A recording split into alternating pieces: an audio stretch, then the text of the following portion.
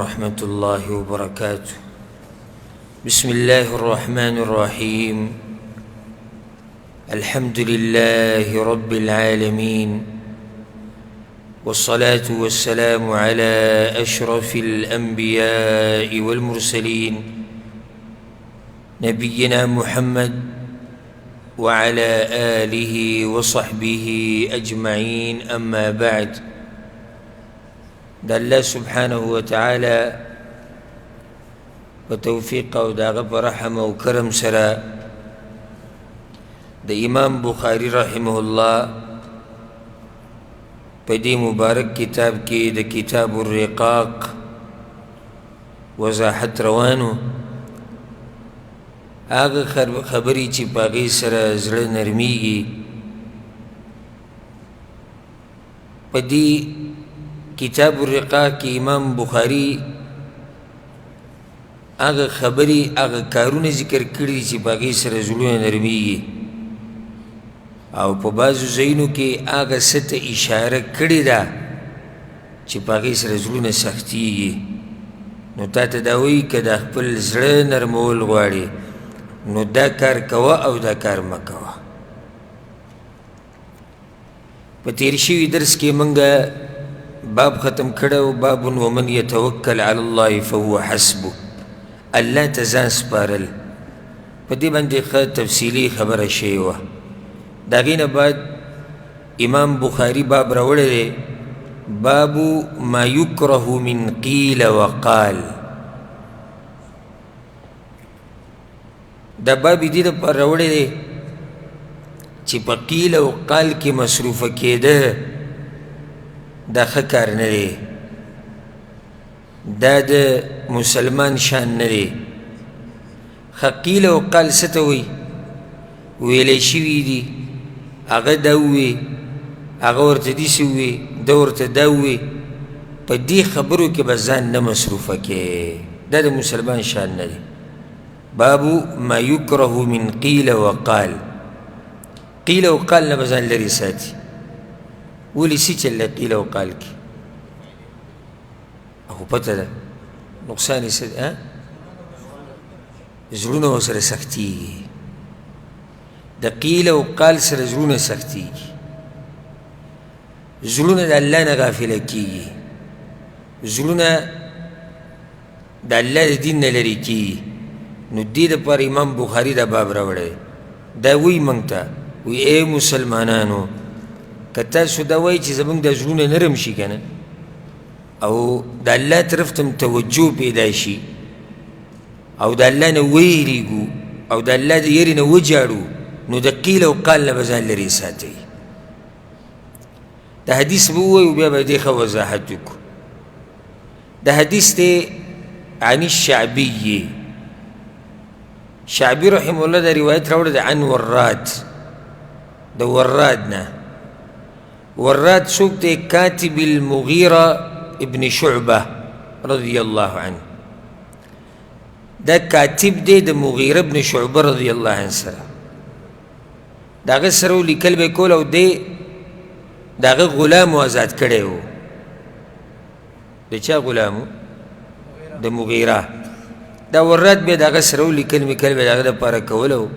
د هغه سره یې وخت تېره. وراد دا وی أن معاوية كتب إلى المغيرة رضي الله عنهما، معاوية رضي الله عنه خط راولېږو مغيرة رضي الله عنه، معاوية بن أبي سفيان، هغه مشهور صحابي چې هغه د یعنی شان بیانولو ته ضرورت نشته، هر مسلمان یې پېژني، الا دا چې د چا په زړونو کې صحابه کرامو ته بغض پروت وي، لکه د روافظو په شان، یا د روافظو په لار چې روان یي او ځان ته روافظ نه وایي، هغوی د معاویه رضی الله عنه سره بیا نه لیکي. جی یزید دا کړي و، یزید دا کړي و، یزید دا کړي. ښه یزید چې وي دا هر څه کړي و، ځکه چې معاویه رضی الله عنه وي د هغه تربیت ښه نه و کړی، والعیاذ بالله.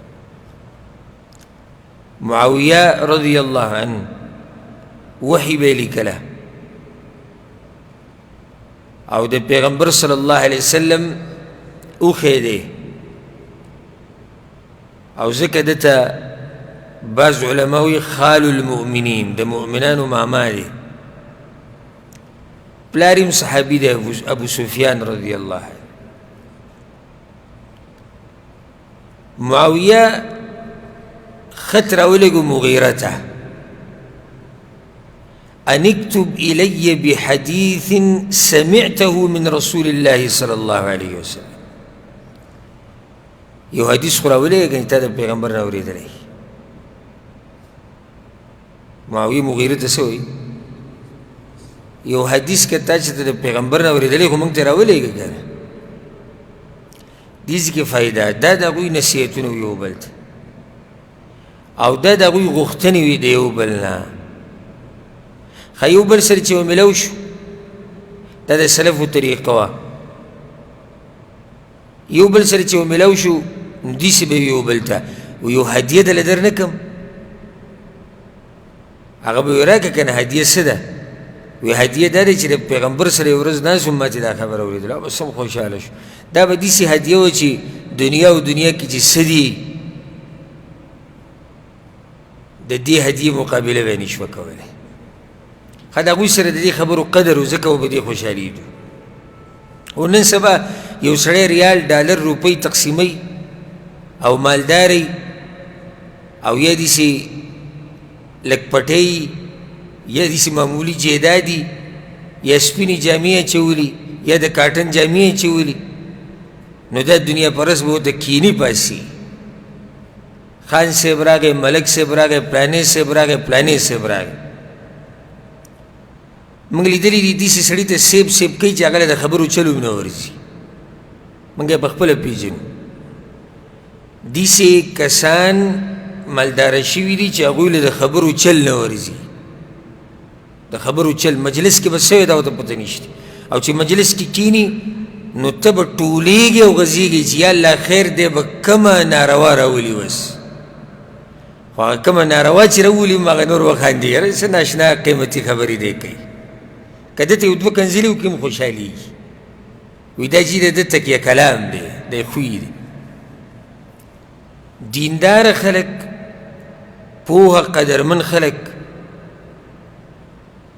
هغوی سره قدر د درنو خبرو وي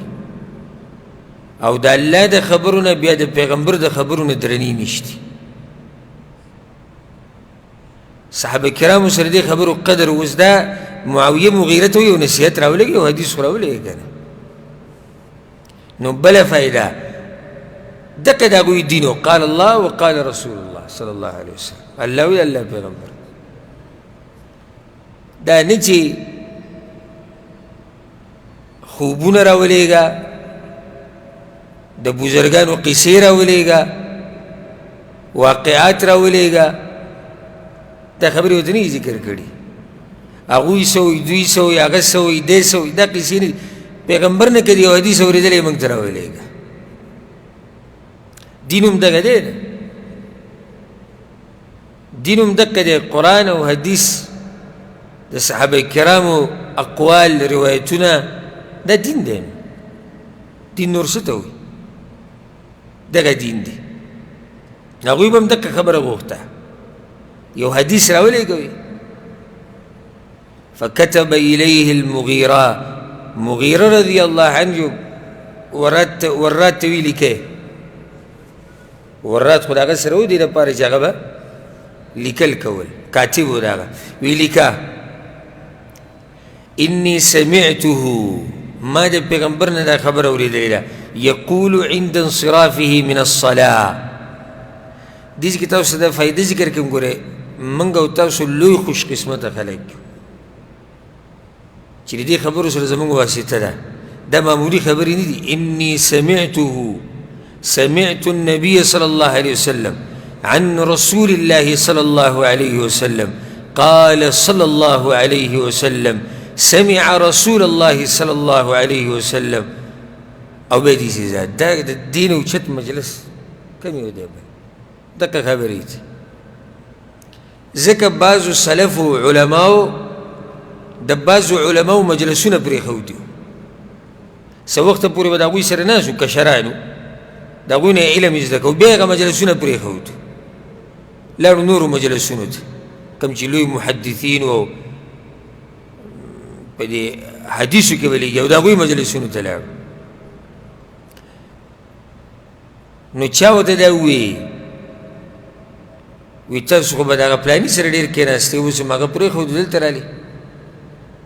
وی په ټول درس کې به په یو ځای کې به پیغمبر باندې درود نه راتلو وی ټول درس به ختم شو او دغه به و قال فلان وهذا رأي فلان وهذا رأيي وهذا رأيه دا زما رأی ده دا د هغه رأی وه هغه دا ویلو پلاني صاحب دا ویلو پلاني رحمت الله علیه به دا وي هغه به دا وي ده به دا وي ده به داسې وي په ټول درس کې به په یو ځای کې به پیغمبر باندې درود نه و نو موږ هغه مجلسونه پرېښودو اوس دلته ناست یو نو چړک وي پیغمبر باندې درود وایو چړک وي پیغمبر باندې درود وایو ولې پیغمبر باندې درود ډېر وایي ځکه چې هلته حدیثونه بیانوي نو دا خوش قسمتي ده چې سړی په داسې مجالسو کې کښېني چې په مخه پیغمبر صلی الله علیه وسلم نوم اوري او په هغه باندې درود وایي او د هغه تذکره اوري مغیره وایي چې ما د پیغمبر نه دا خبره اورېدلې وه یقول عند انصرافه من الصلاه کله چې به د مانځه نه فارغه شو د مانځه نه بعد خو ډېر اذکار دي که نه ويو بكداوي لا إله إلا الله وحده لا شريك له له الملك وله الحمد وهو على كل شيء قدير 3 مرات دا ذكر بدري بيري بعض روايتوني كوسر دا 3 مرات نيشتي دي كوسر دا يدري بيري بيبي كمي خبري دا پاره چه حديث روڑه دا آغا ذكر كي قال مغيروي وكان ينهى او آغا بمنك ولا آغا سوكتي پیغمبر صلی اللہ علیہ وسلم دا خبر اوس دے معاویہ تلی کی پیغمبر با منع کولا عن قیل وقال پیغمبر با منگ توی چی قیل وقال نزان لری ساتی قیل معنی سے دا ویلی شوی دی قال ویلی دی یعنی خپل مجلس کی دا پالتو خبری مکوئی بے زای خبری مکوئی قیل وقال کی مپریوزی پلانی ویلی دی آغا ویلی دی دا ویلی دی منگ ویلو آغا را آغا دوتووی دیسی وشو دوتووی آغا وتووی پالتو خبری پا دی که با گورا پا دی مجلس که با دروغ ویلے کی کنا قیل و قال چی بکی دروغ بی کنا بی ای با دروغ پا دی که بس غیبتی کنا بی ای با پا دی که با چغل خوری کنا بی ایبا پا دی که با ناروا خبری کنه بی ایبا سمر نقصان دی دا قیل و قال او دا طولن لوی خبر دادا چی ستا زړه سخت شو مصروف شوی دا قرآن نه دا حدیث نه دا اللہ دا ذکر نه دا دینداری دا خبرو نه قیل و قال که ولگا دا کمو خلقو مجلس چی قیل و قال باندی جوڑی طول دا غوی با مجلس که بنا آیت ووری نبا دا پیغمبر تذکیره ووری نه به د دین مسله واوري ځکه چې هغه ټول مجلس د ابتدا نه د انتها پورې څه دی قیل وقال ویلی شوي دي وایي ویلی شوي دي وایي حالانکه شریعت دا وایي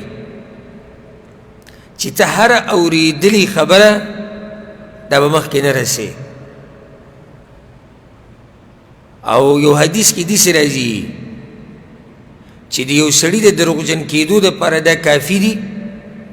چې دی هره اورېدلی شوي خبره مخکې بیانوي نن سبا زموږ مجلسونه خصوصا د پښتنو مجلسونه دا د دې نه ډک دي حالانکه الله څه وایي ان جاءکم فاسق بنبأ فتبینوا که څوک خبر دوړي نو څه چل کوئ فتبینوا سمانا تحقیق کوي معلومات کوي بیا مخکې خبره نشر کوه الله سوي ولا تقف ما ليس لك به علم إن السمع والبصر والفؤاد كل أولئك كان عنه مسؤولا. الله وی پاک خبرو پسی مزا چی تا سر پاگی بند علم نشتی، یاد که دا خبره چی دا غوگونه دا سترگی دا زړه الله وی دی هر سبا ورجه قیمت پر تپوس کم دا نه چی خبره تو کڑو خبره ختم شو. پختانه بیا پا قیل و قال کی دا طول نمخ کی دی دا خبره با ما سره کی دی چی تاسو اتفاقو کئی یا ونکی خو پختانه پا قیل و قال کی دا طول نمخ کی دی خبر خو نه نه هغه پلانی ملکو دا دا چې ناستی په دې مجلس کې 15 یوم دا نه وایي چې تا کوم ځای کې دا خبره اورېدلې اوس دا 15 به مخکې رسوي یوی په دوکان کې بیانوي ابل به ملګرو ته بل مجلس کې بیان کړي ابل به په ګاډي کې وي ابل به په واتساپ ولېږي هغه بل به په فیسبوک نشر کړي او یو دا نه هېرېږي چې یاره که دا خبره دروغ وي الله به علما نه دې تپوس نه کوي داسې ویلی شوي دي وایي نن سبا دا خبر ډېر ګرم دی پلیټونه کولوي سبا کولوي بل روز کولوي د الله نه یره پکار ده هغه ملک د پلاني ملک بادشاه پلاني ملک ته دا وي وزیر اعظم ورته دا وي صدر ورته دا وي ټول مجلس به د سیاستونه ډکي نه وي نه پوهېږي دا بادشاهیان په ملک چلولو باندې سعودي عرب بادشاهیان کته پاکستان هغه بره افغانستان هغه دیسي انډیا هغه ده اماراتو هغه دیسي و ستا د کور څه حالت دي دغه دوه درې زامن را ټینګولی شي که نه یاره بس هغه بله زموږ اوس نه رسي نو ته یو کور نشي را ټینګولی به بادشاهیانو پسې نښتی بادشاهیان چې وزیر اعظم صدر چې د ټول ملک په مسلو کې لګیا نښتی دی وړوکی کور نشي ساتلی چې کینې مجلس کې دغه کیسې به کوي دا د شیطان د طرف نه یو لار ده چې دا سړی پې روان کړی ده او دی مصروفه کړی د قرآن او د حدیث نه او دینداري د خبرو چې سهار راوځي نو اول به ورشي اخبار بالي او اوس خو یې د موبایلو کې هر څه راځي دې ته به ناسي مخکې ورځو کې ما ته یو ملګري خبره کوله د یو مشر د یو مشر خبره کوله مشر سړی دی وایي هغه ټوله شپه موبایل ته ناسي تر دې چې ډوډۍ ټیم کې موبایل ګوري نو ما دې څه ګوري موږ دوی ته څه ګورو چې خبرونه ګورو د کافر خبرونه دي چې ټوله شپې ګوري ډوډۍ ټیم کې ګوري مازدیګر ګوري ماسپښین ګوري دا کوم خبرونه دي او دویم نو بیا تا خبرونه وکړو نو څه دا نن سبا دا فیسبوک او دا شینې چې راوتي دي که نه 80% به لږي خو زه 80% خبرې درو په مسافرو باندې وي یو لوی بم ته به وایي چې ګوره څه چل شوی صرف نور څه نه ښه زما د صفحه وچلېږي زما د ویډیو وچلېږي ځکه چې بیا دله په دې باندې پیسې راځي څومره چې د ویډیو مخکې ځي پیسې راځي جازونه به کله کولاویږي عنوان او ویډیو به سټارټ زارم راله شنه کړه جازونه به کله کولاوي جازونه به کله کولاوي ویډیو 2 غنټې ده جازونه به کله کولاوي ویډیو 2 غنټې ده عنوان یې څه دی جازونه به کله کولاوي خلاصه یې دا دی چې لا اوسه پورې پته نشته تا دا 2 غنټې څه کول دا دومره خبرې چې تا وکړې د کرامن کاتبین چې دا نوټ کړې او دا پرېږده زه حیران یم دې خپلو خلکو ته لکه یو سړی به لیکي جازونه به کله کولاوي یاسې دا خو زما مثال وکړي ورځو کې دا بحث ډېر روان جازونه به کله کولاوي کې دې ویډیو ته 1500 کسان ناسي ډېرې ورته والي جازونه کله کولاوي د یو عالم نصیحت واوره 15 منټه یاره خوب راځي او کار دی او ستړی 10 منټه تلاوت واوره 2 رکعته نفل وکړه او سوال وکړه ویا الله چې په څه کې خیر یا که وکړه او چې کله خبر راغی خور به شي جازونه چې کولی شو ته به ترې پاتې شي دا خبر به تا در ورسي که نه نن سبا خو په سکندونو کې خبره د کوم ځای نه کوم ځای ته رسي که چېرته دا خبر راغی په رښتیا نو ته به ترې ولې پاتې شي نه دا دروغ دا چلیږي او مخکې خلک بیانوي او یو سړی دا نه وایي چې دا لکه ته چې دا کومه خبره کوې د دې څه دلیل شته دویم نقصان مسلمانانو باندې یره مسلمانانو باندې یره تصویر به ورکړی پای کې به د حکومت کسان ولاړي مثال کې دا تصویر د نن نه 2 کاله مخکې به هم چلېدلی دا تصویر به ورکړی د حکومت ګاډي به ولاړي څه کسان یې نیولي په پلاني علاقه باندې چاپه خپل خیال کوئ ولې مسلمانان یری صرف د خپل چینل دپاره صرف د خپلې صفحې دپاره صرف دې دپاره چې خلک دې صفتو کې او مشهور شي مسلمانان یری مسلمانانو باندې رعب راولي او هغه سادهګان نور څه باندې خو نه پوهېږي وایي د داسې نشان چې داسې تاو شوي دا مطلب دی چې شعر یې کا په دې ښه پوهېږي په ته قرآن راواله وایي زمونږ جبه جي پیړه شوې ده نه پوهېږو خو په دې شعر او کمنټ او لایک زه تاسو ته یو فایده ذکر کړم ناشنا فایده که د سرو زرو په اوبو م ولیکله حق به ادا نه کوي دا کرونا بیماري چې نه وه راغلې د دې نه مخکې د کرونا چا پېژندو دا ټکې اوس موږ یې زده کړو اوس پوه شو ښه تفصیل راته معلوم شو ماسک څه ته وایي د څه دپاره یي دا موږ ته پته و نه اوس مې پوه شو سینیټایزر څومره ګران نوم دی اوس مې زده کړو که نه سینیټایزر پېژنې څه ته وایي دا لاسونو باندې چې ولګوي جراثیم صفا کوي هغه سای چې بند شي هغه شي ته چې پروت وي وینټیلیټر ورته وایي وینټیلیټر که نه دا نوم مې زده کړو که نه دا مې زده کړو څومره ګران نومونه یې مخکې مې چې د اورېدلي اوس موږ یې زده کړو ولې ځکه چې مسله موږ ته راپېښه شو زموږ سره یې سوچ و دقه شان د چا چې د دین سره سوچ وي نو هغه یې زده کوي کله چې ستا دا یره وه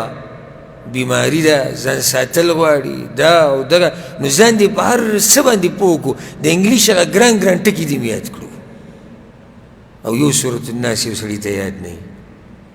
یو سوره اخلاص نه یاد وجه درته زه بیانوم که نه وجه دا ده چې د شوق نشته ما خو تاسو ته یو مثال درکړو د دې نه ښکلی مثال بل شته چې په دې کال یو نیم کال کې موږ د انګلیش هغه ټکي زده کړو چې موږ چې دا اورېدلي هم نه وو زه د قسم خورم که دا ټکي ما اورېدلي دا سینیټایزر دی او دا وینټیلیټر دی او دا فلانې دی او دا فلانې دی والله که ما دا اورېدلي چېرته خو په اولو ورځو کې به دا ټکي چې موږ وینو دا ژبه هم خطا کېده کله به م څه شی ته جوړ کړو کله به ته م څه شی جوړ کړو ټکی یې ګران اوس یې مې زده کړو ځکه چې زموږ سره سوچ و زموږ سره غم و دغه شان چې چا د قرآن او حدیث سره غم یې هغه یې زده کوي دا نه وایي چې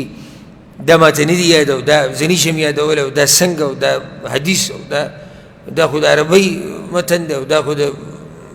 قرآن آیت دی ماته زباني نه دی هر خبره شوق سره تعلق ساتي او د مهنت او اخلاص سره د دې عربۍ دا متن او حدیث هم سړي ته یاد شي بیا نو زموږ مجلسونه د قیل او قال نه ډک دي که د دې قیل او قال په ځای ما ورته چېرته یو څو فایدهمنې خبرې کولې را به شي اوس دې پسې کوم باب دی به یې کېدای شي د خیر خبره وکړه یا د دین خبره وکړه یا داسې خبره وکړه چې دنیا کې موږ له فایده راکوي نو موږ په داسې خبرو کې نښتي یو چې نه راله د دین فایده راکوي نه د دنیا راکوي الټه راباندې هغه وبال شي او ګناه راله جوړه شي نو د قیل او قال نه ځان لرې ساتئ ښه هغه دا وي او ده دا وي او د داسې وي ملکونو دا وي سیاستو کې هم ګوتې مه وایي دا زما او ستا کار نه دی موږ یو پیر مخکینی خبره یو څو کاله مخکې موږ روټۍ ته ناست وو زموږ یو ملګری و الله دې ښه ساتي اوس پاکستان کې دی او تللی نهایي ډېر ښه ملګری و زمونږ او دا دین په لار کې چې د سړي ملګري پاتې شي دا سړي نه هېرېږي بیا نو هغه داسې خوش طبیعته مو اوس په دې مجلس کې یو کس باز شروع کو چېرې دا باچایان چې دي د سعودي عرب دا او دا د پاکستان وزیر اعظم او دا پلانې او دوی چې دا چل کړی او د دا چل کړی او دی هلته تللی او د داسې کړی او د لیبرو له داسې کړی او دا یې داسې کړی اوږده قصه یې شروع کړه ما خو بېځان غلی کړو ما اوس دته څه زه روټۍ کې مصروف وم ما دی به دغه کار کوي زه به دلته دا کار وکړم زمونږ هغه ملګری په ما پوه شو چې دی بور شو نور ورته وی پلاني هغوی وی د هر کار دپاره الله سړي پیدا کړي دي ته یې دې له پیدا کړی دسترخوان کې چې څه پراته دي په دې کې دا کار وکړه ته په نورو کې ونښتې دغه کرسو له الله سړي پیدا کړي دي هغوی پوهېږي په خپلو کارونو باندې اوس ګوره نه د هغې شوې او نه د دې شوې روټۍ د نه مې سړه شوه څه پیدا وکړه تا وزیر اعظم ستا په خبره غوږ ګرئ نه د سعودي عرب بچیانو د ستا خبره رسي نه غیبت کې دروغ وې په ګناه کې د ځان واقع کړو او هغه مخې ته چې کوم نعمت پروت و د هغې نه م څه شوې د هغې نه پکې محرومه شي ډوډۍ یې ولاړه یاره هغه سړی داسې غلی شو ګوره څه ناشنا خبره یې ورته وکړه او دا عربۍ کې مشهوره خبره هم د لکل فن رجال د هر فن دپاره خپل سړي د هغوی وپوهي نو بېځایه خبرې مه کوئ د بل په کار کې ګوتې مه وایئ هر سړی په خپل کار باندې ښه پوهېږي مجلس کې کېناستې فایدهمنه خبره وکړه دنیوي فایدهمنه خبره وکړه ځه د دین نه کې دنیوي وکړه یقیني خبره وکړه دې خلکو ته یو فایده ورسوه څه د خیر خبره وکړه غم خادي وکړه څنګه ښې صحت تپوس وکړه نور داسې خپلې خبرې وکړه خو قیل او قال نه ځان لرې ساته دې سره زړه څه کېږي سختي او په ګناهونو کې به واقع شي وی دویمه د دې نه به یې منع کوله وکثرت السؤال د ډېرو پوښتنو نه به یې منع کوله وکثرت السؤال کې ډېرې خبرې دننه راځي یوه وکثرت السؤال یعنی دین کې هغه تپوسونه کول چې ضرورت ورته نه وي مه کوه ډېر تپوسونه ګوره الله دې نه منم کړی و صحابه کرامو به داسې تپوسونه نه کول نو یو نیم به داسې تپوسونه شروع کړي د شیخ نه او د عالم نه چې پالتو او بیا یو نیم که فایدهمن کوي نو دومره ونښلي لګیایي بیا نه دې ته ګوري چې لار ده نه دې ته ګوري چې بیمار دی نه دې ته ګوري چې ستړی دی نه نه نه زما د سوال جواب به راکې بل یو کس په ټلیفون باندې ګوته یې ښودی او ما ته یې ټلیفونونه کول خو دومره ټلیفونونه یې کول چې زه موقع ماته نه میلاوېده چې زه د موبایل اوس بند کړمه یا یې لږ سیټ ته کړم مصروف یم خو هغه ځوان زوی چې ته هر څه خو دا ټیم بیا مې اوچت کوم السلام علیکم وعلیکم السلام زمونږ وایي سوال یې ورته ټلیفون نه اوچتې ما بل ټیم نو بل ټیم خو موږ ځاله مصروف یو دا هغه خلک دي چې د سوال په ادب نه دي پوهه زمونږ یو استاذ و د مصر و او الله دې له برکتي ژوند ورکړي هغه نه به موږ فقه وي ډېر پوهه عالم و نو یو ورځ هغه مشر سړی و د شوګر بیمار ومو نو یو ورځ هغه دا وایي چې سوال جواب که څوک کوي ویې کوي سهر 9 بجې وي ها چې هغه موږ ته دا وایي که څوک سوال جواب کوي ویې کوي کوله و مجلس و په هغه ورځ نور پیریډونه نه وم د دغه شیخ سره ناسته طالبان داسې د دین 9 بجې د شیخ صاحب نه سوالونه شروع شو او په کم 12 شوي سوالونه روان وو د 9 نه په کم 12 پورې او موږ ټول لګیا وو او دومره چې یو جواب ختم شو شیخ ابل وایي شیخ ابل وایي په طریقه رو په دې کې باغه سر چولېده شروع شو او یې ماله اوبه راوړې اوبه مو راوړې بیا د لاسونه رپېدو بیا ما پې وغوښته وي زه معذرت نور جوابونه نشم در کولی ما ته هېڅ پته نه لګي چې بیا زه څه یم داسې نه چې خطا شم و دې کې زمونږ غلطي ده شیخ خو یو د علم دریاب او خو دا خوښوي چې ما نه خلک تپوسونه وکړي مخې ته چې کوم طالبان ناست دا هم څوک دي دغې دومره سوالونه چې کوي تاسو څه خیال دی هسې کدو کریله ناست دي صوتیات دي که خو دومره سوالونه هم نه چې ته سړي ته نقصان ورسې د هغه ټیم والي ډېر د بل کار نه وباسي نه دا طریقه یې زده کړي بیا فرضي سوالونه خو بلکل نه کوي فرض کا د دې نه منه راغلې ده ځکه شیخ عبدالله الغدیان رحمه الله د هغه په درس کې یو بیر یو کس تپوس وکړو ناشنا تپوس یې وکړو او دې سعودي عرب د علما د فرضي مسلې بلکل نه مني سوچه صفا خبره وی کس وی زما سوال دی شیخ وی څه سوال وی که یو سړی د مهي خېټې ته ولېږي د مهي خېټې ته ولېږي او دنه نه اوبه شتې او نه خاورې شتې نه اودس کولی شي نه تیمم نو دی به څه کوي سوال دا دی اوس نه اوبه شتې او نه خاورې شتې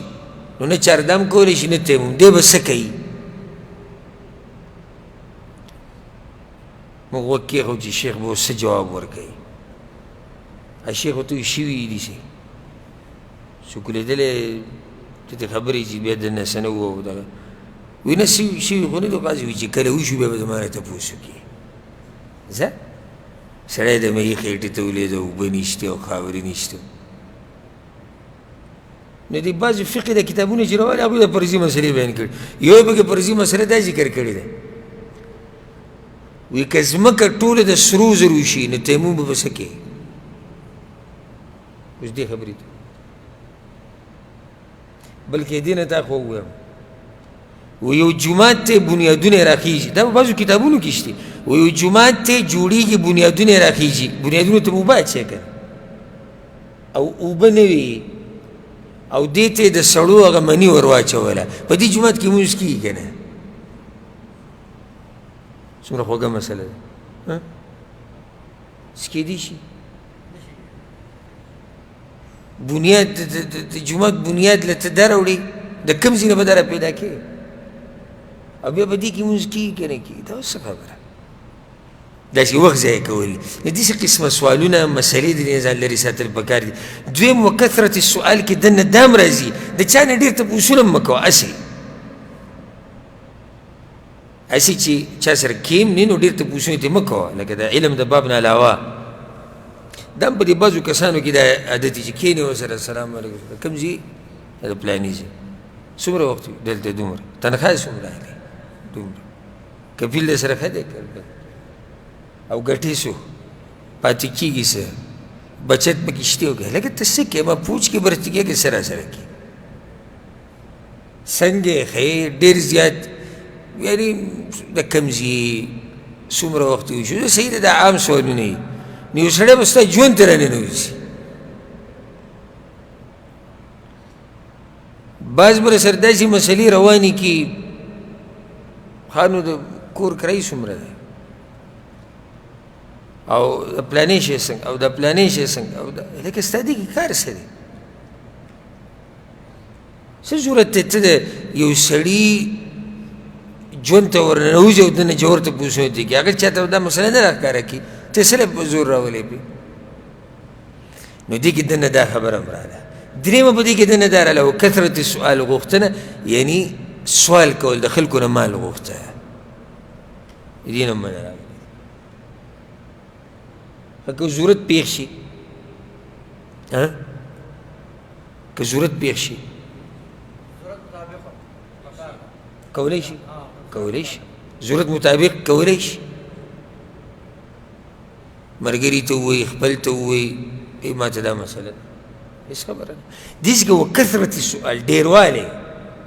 یعنې تاسو به دا بعض سوالګر لیدلي د دې نه تجارت جوړ کړی یا بعض خلک سوالګرو په شکل کې نه وي خو دقه یې کاري یو ته وایي ماله قرض، بل ته وایي ماله قرض، هغه ته وایي ماله دا، ده ته وایي ماله دا، او ما ته دا، او ما ته ټول عمر له دغه دغه ژوند وي، والعیاذ بالله. نو دا هم په دې کې دننه راغی. ښه نو څو کارونه منع وشوه؟ قیل وقال وکثرة السؤال، ډېر تپوسونه. دریم واضاعة المال، واضاعة المال، او د مال ضایع کولو نه پیغمبر صلی الله علیه وسلم منع کړې ده. اسراف کول.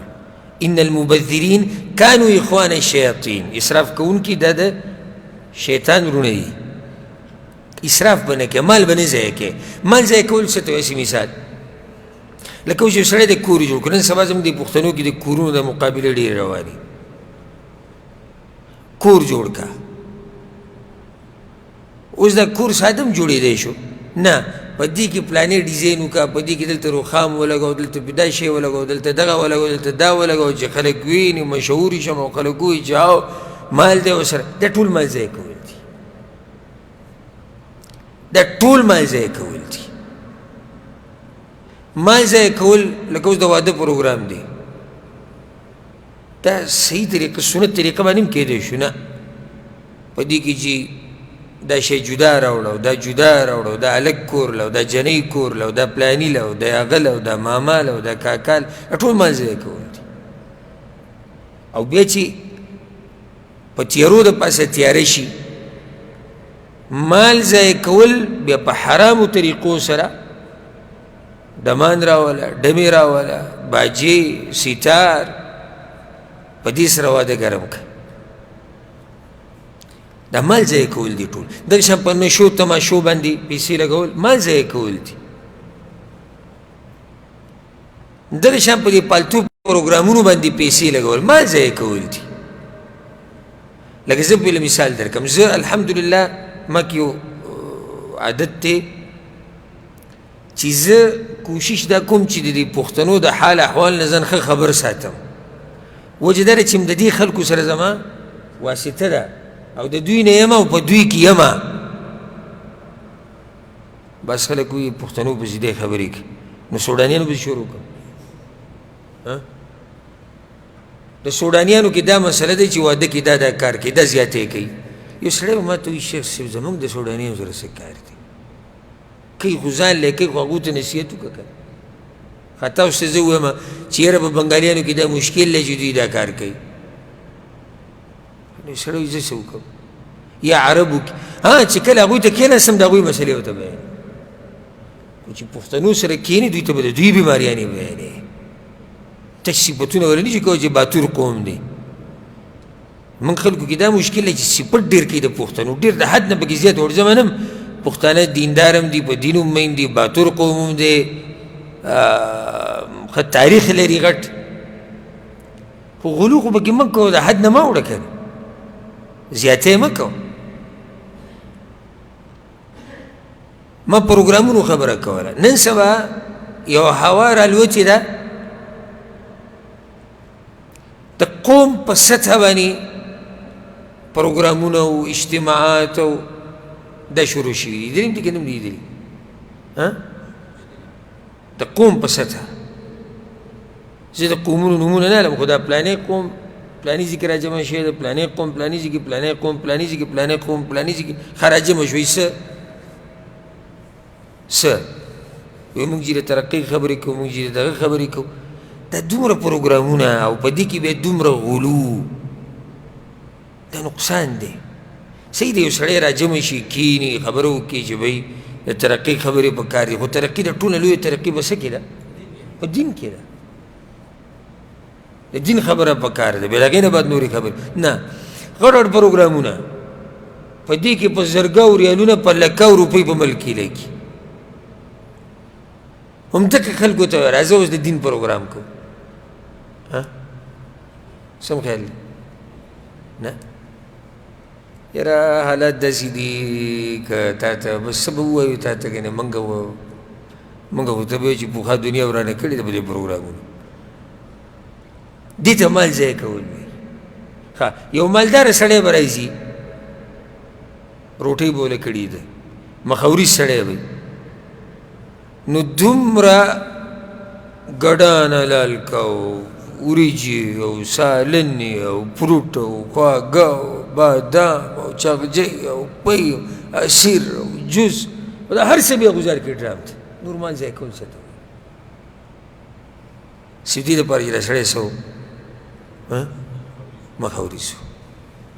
غریب چې راشي دا البته هم نږدې غریب ته چې دننه خبر شي چې پلار یو خو ویده دي راوستي په مخه ویده راماتي ولې ځکه چې دې کې فایده نشته ثواب خو نه دی په کار کړه په کار څه دي شهرت دی مشهور شم نن سبا دا مرض دی چې مشهور شم هر سړی فیسبوک ته ناست پلانې د پلاني زوی او د پلانې او پلانې او پلانې او پلانې او پړپړه به د خپل نوم سره لیکلي او چې مشهور شم نو حیران بشي دې حالاتو ته والله چې یعنی نیکان خلک چې څومره د دې مشهورتیا نه پټېږي او بیا دې عام عوامو ته وګوري چې دین نه خبره نه دوی چې مشهورتیا څومره خوښه امام احمد بن حنبل رحمه الله هغه یو ناشنا علاقې ته تللی و د خپل شاګرد سره نو څه سامان یې راغستو په لین کې ولاړو نو په هغې کې رش شو ګڼه شوه او خلکو امام احمد بن حنبل له دیکې ورکړه او راولید نو هغه شاګرد یې اواز کو خلکو مخکې وی چې د تاسو نه پېژني دا ګوره احمد بن حنبل دی که داسې ویلی او د خلکو په سر ګرځو چې څنګه دا خبره وکړه هغه ونیو دی کمیس غلی شي غلی شي زموږ دا ژوند خوښ دی چې څوک هم نه پېژني زموږ دا ژوند خوښ دی یو واقع کې داسې راځي په خپله سامان راغسته را روانو چا ولیدو او دا خو چې دا خو وي هغه غلی شي زمونږ دا خوښ دی دا سامان په خپله وړو خلک مه خبره مشهورتیا نه به ځان پټو او نن سبا دا خلک زور کوي چې مشهور شو مشهورتیا یو فتنه ده یو امتحان دی ډېرې مسلې به راته جوړې شوي نو مال به نه ضایع کوې په دین کې مال لګول دا نه ضایع کېږي وما تقدموا لانفسکم من خیر تجدوه عند الله څه چې تاسو لګوئ چېرته به یې مومئ الله سره مومئ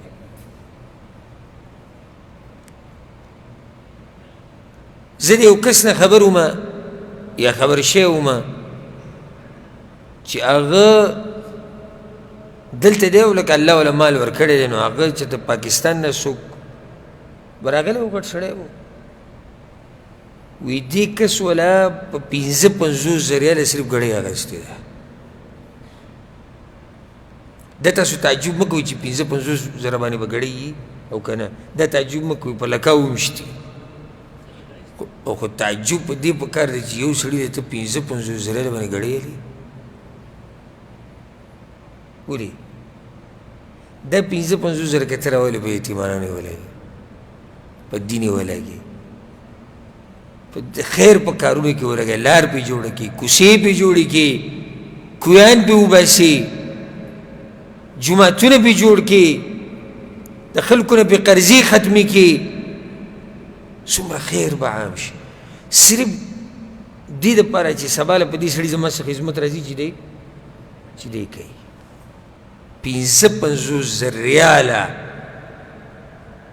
یو ګړۍ وراغستې ده نو سوچ وکړه دې ته مال ضایع کول نه وایي دغه ضایع کول نور ضایع کول څه ته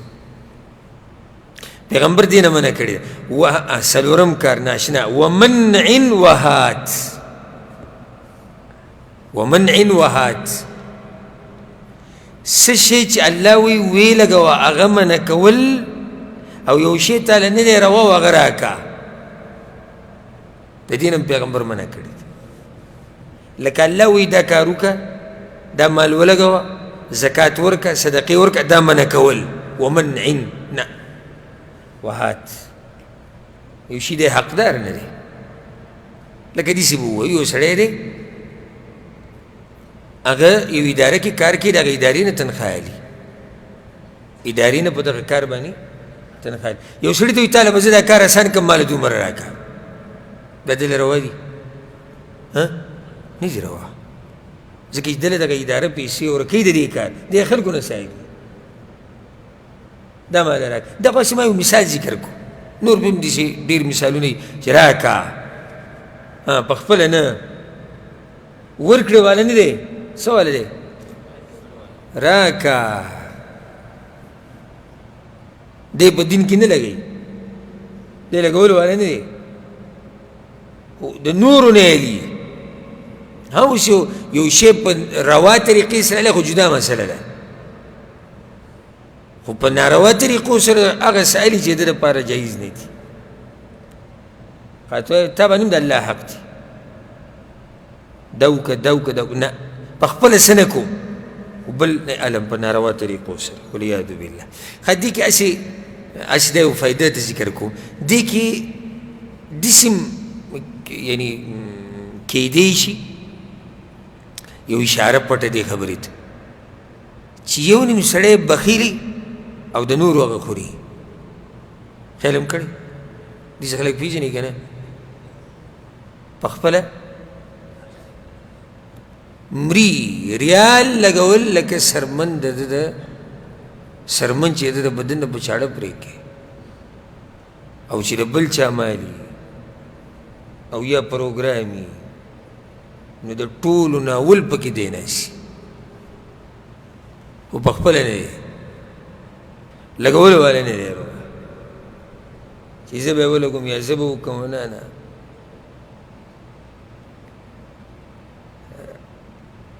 هسې دا خبر رایاده شوه مخکې چې کله مونږ سبقونه وي مونږ سره یو ملګری و او هغه د دې نایجیریا و زموږ ډېر ښه ملګری و بیا لاړ ملک ته سبق یې پوره کړو هغه کې دا عادت و د ملګرو کې بار یو ته څه پروګرام دی ونه کړو او تا څه ونه کړو او په دې یعنې څومره وخت چې ما هغسې 4 کاله مایوسې تېر کړي که ما د دې مسلمان ریال لیدلی یا پوټې مې دي لیدلی و داسې هم نه ده کول پکار چې سړی ځان کلک کړي او د بل خورا نه په بل لګوه بل هغه مه خوره هېڅ خبره نه په روا طریقو سره د بل هغه خوره په روا طریقو سره چې جایز خو په خپله مې لګوه که نه یو نیم وایي دا زه ډېرې سپینې خبرې کوم ما نه به خفه کېږئ نه په دې باندې دا د اصلاح دپاره کوم ټول یو نیم به څه کوي ته یې ډوډۍ له راوله ډوډۍ له یې راوستو دال دی پالک دی ساده پروګرام دی جوجو مړک دی دال پالک سړی چې د چرګ سور کي سړی چې د غوښه ته به وایي چې دی چې د ټول عمر پروګرامونه یې کړي وایي تا څه کړي دي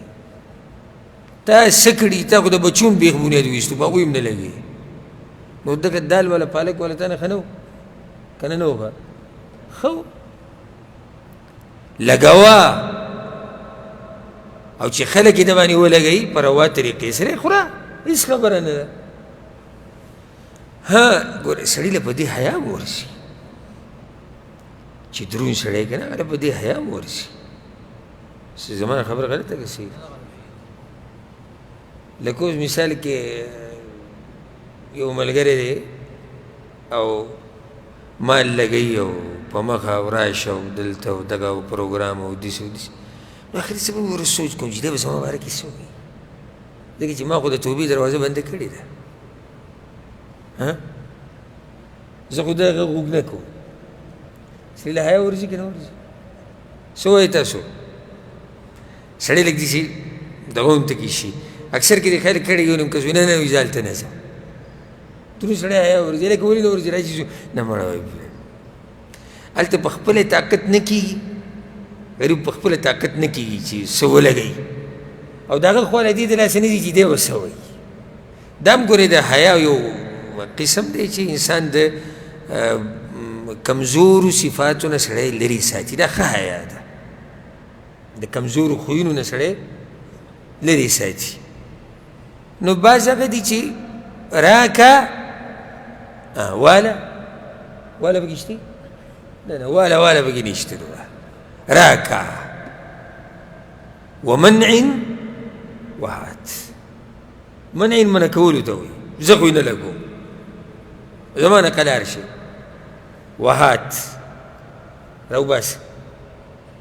نو دې کې دې خبرې ته مې اشاره ده چې ما یو باریک مسله ته بیان کړې دې کې دننه راځي چې بخل نه به هم ځان لرې ساتي. سړی چې کله د الله حق منع کوي یا د بندګانو حق بندي خو د بخل د لاسه بندي کوي. په مال مین دی خو ځکه یې بندوي که نه بخل کوي اوس او د نورو هغه خوري او بیا په ناروا طریقو سره خوري. نو الله دې دې صفت نه موږ لرې ساتي. څو کاره شو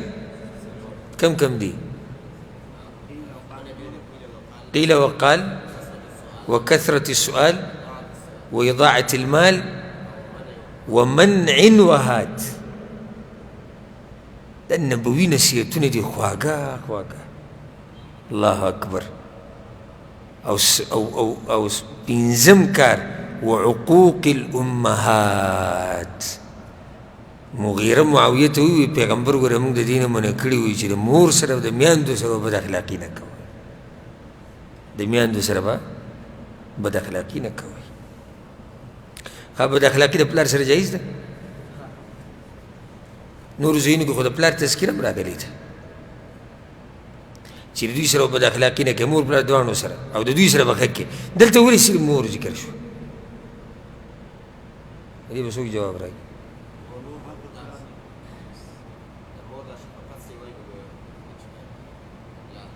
دا خو یو قسم کېدی شي جواب چې یعنې د مور حق ډېر دی او صحیح ده.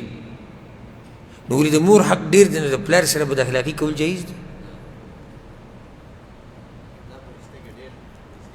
نږدې شو منمه مور د پلار نه څه درجه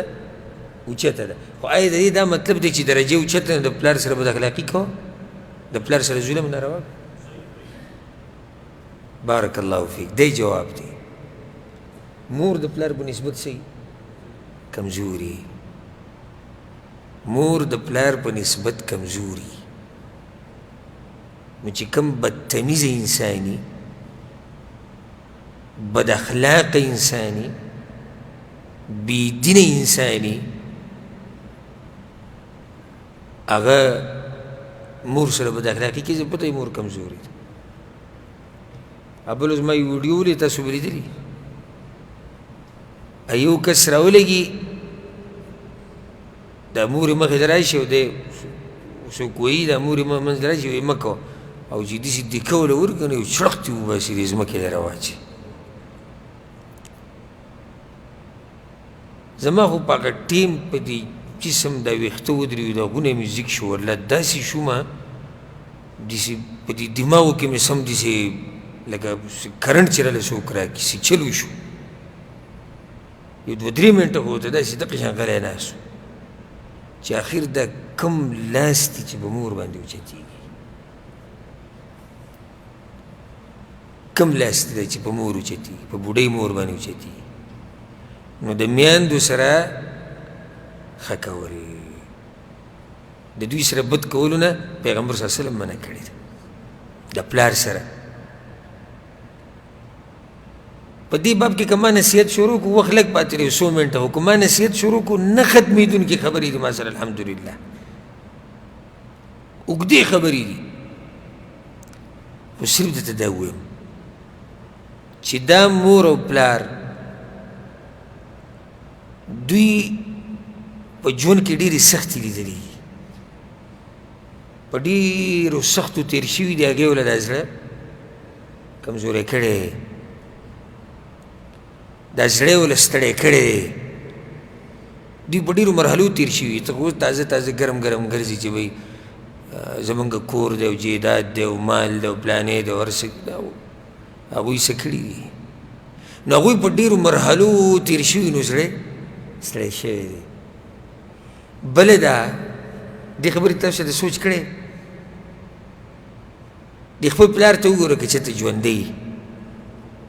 او که مړي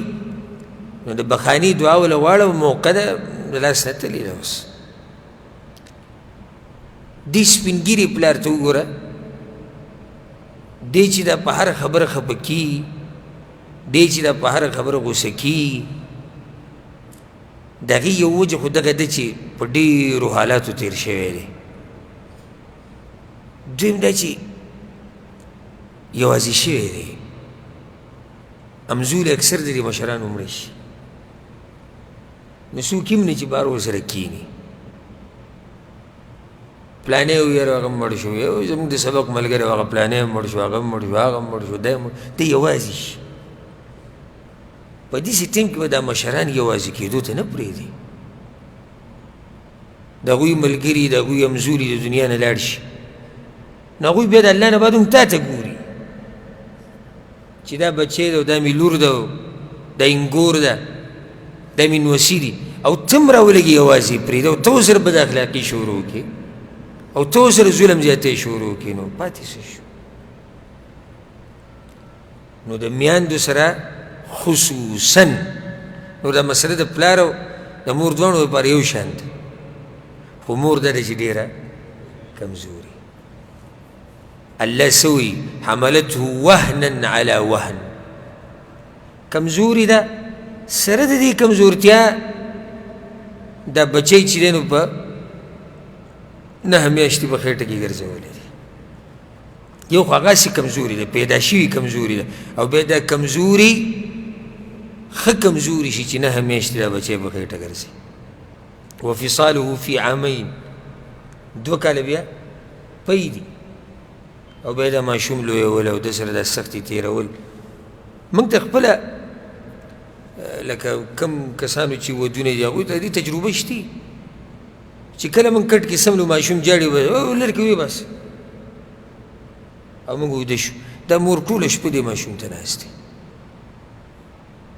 او غلی شي، او تاله به دا راولم او تاله به دغه، او کله دوايانې ورکوه او کله یې څه پاکوه او کله څه او کله څه. لویه سخته دې مور تېره کړې، لویه سخته. ځکه په عبدالله بن عمر پسې یو کس راغی وی مور مې په شا حج له وړې ده، ګوره د یمن نه، د یمن نه. چې دا خبره خو اورېدو کې به داسې دغه نه کول به ډېر ګران دي. د یمن نه یو سړي مور په شا کړي او د قافلې سره روان دي، او بیا مې په حج هم وکړو. اوس مې مدینې ته راوسېدي ځینې به یمن ته بیا وړمه دقه شان، نو ما یې حق ادا کړو. هغه ورته کله چې ته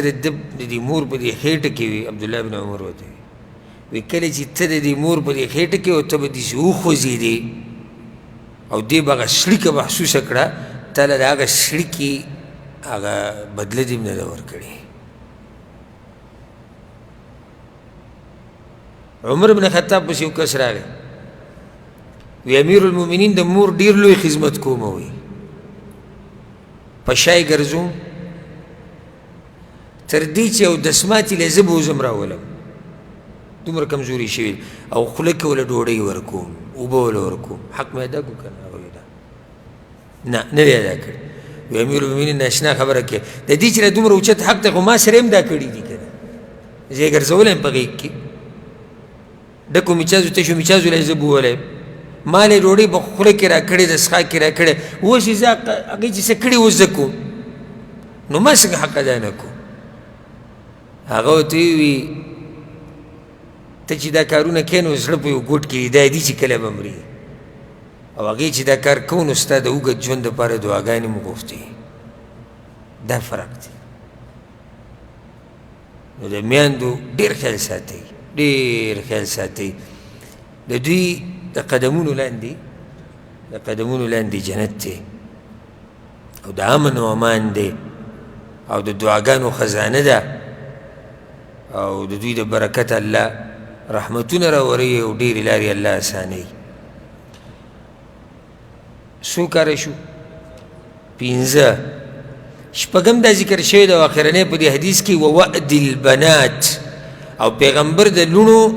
د ژوندو ښخولو نه منع کړې وه. عربو کې دا عادت و پخوا چې هغوی به دا لوڼه ژوندۍ ښخولې. ولې به یې ښخولې؟ د 2 وجو د لاسه. یو د غریبۍ د لاسه، یو هغوی به دا وي غریبي ده. دویم هغوی داسې جنګ ببر خلک وو او داسې معمولي جنګونه به نه وو، په سوونو کلونو به د هغوی جنګونه روان وو. د دې عربو ګډ لوی تاریخ دی. دا زموږ د عباس چې غوسې شي، یاره وایي دوی ته ګوره او جنګ ته یې ګوره او دغه ته یې ګوره. د دې عربو لوی تاریخ پروت دی. ګوره د پیغمبر د سیرت خو تاسو اکثر زموږ نه اورېدلی یې که نه. د دې سره چې دا کوم ملګري وو دا اکثر عربو که عجمو، عربو ټوله دنیا فتح کړې وه. نو د دوی لوی تاریخ پروت دی، لوی تاریخ د دوی پروت دی. لوی لوی قبیلې دي، خاندانونه یې ده. په سوونو کلونو به دوی یو بل سره جنګونه کول، په زرګاو مړي به د یو بل نه کول. نو دوی به بیا دا وی که چېرته موږ دا لور واده کړو، چاله یې ورکړو او سبا له د دغه قبیلې او خاندان سره زموږ جنګ راشي، نو لور د لاسه به کمزوري شو، بیا موږ څه نه شو کولی. جهالت نه، هغه لور به یې ژوندی به یې ښه کړې. دې ظلم ته وګوره.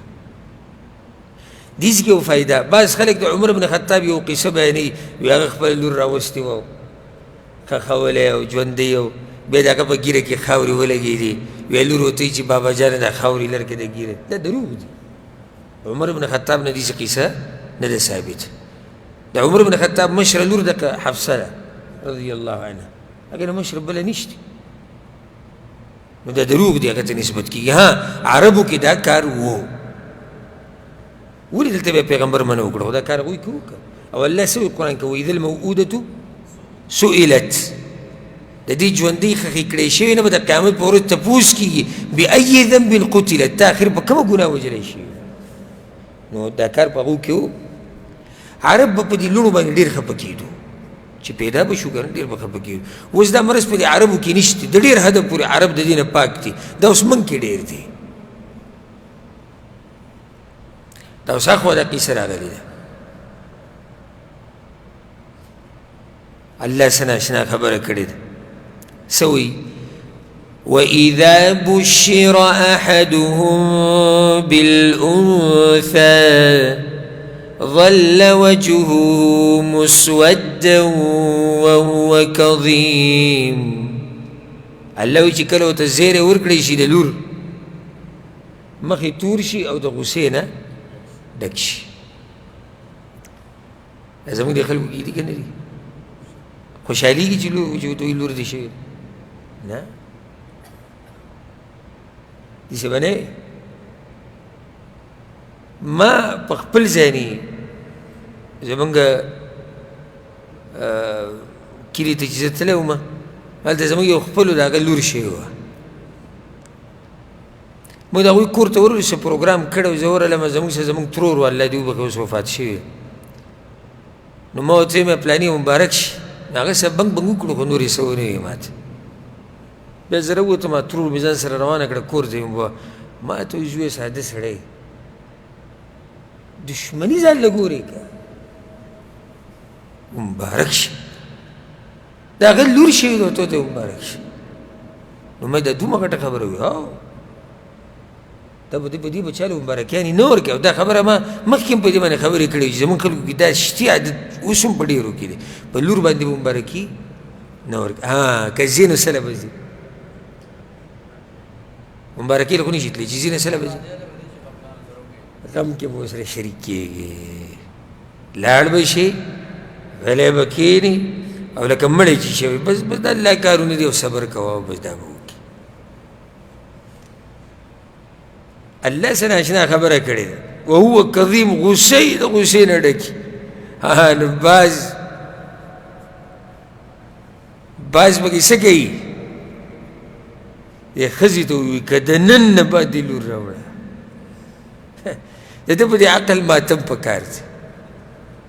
که د نن نه بعد دې لور راوړه.